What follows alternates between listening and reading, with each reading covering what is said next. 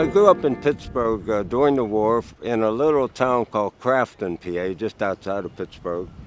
And all the steel mills were going full blast at that time. And like I told you before, this story should probably be about my dad, who he had a Walter Mitty type life, had a fourth grade education. He grew up during the Depression years. He served in World War I, and when he came home, the Depression was in full swing, and he was trying to eke out a living as best he could.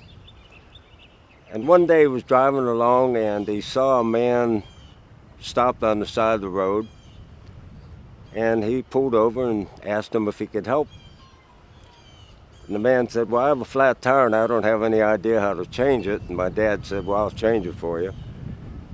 And he changed the tire, and the man said, "What do you do for a living?" And my dad said, "Anything I can." And the man said, "How would you like to be my chauffeur?"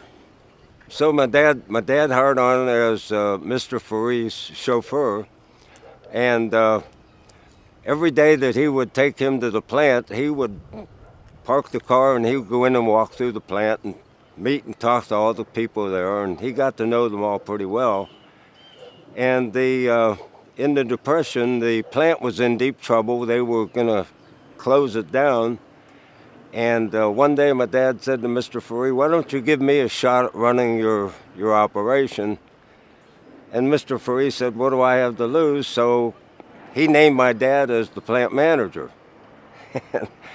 And the first payday that they had, he put pink slips in every paycheck. And he fired everybody in the plant. And then he hired back the guys that he knew were loyal and good workers. And along came World War II, and the company started making gun barrels for the Navy, and the rest was history.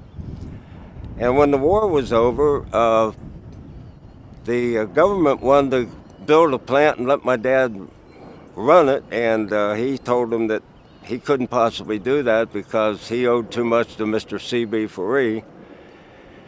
And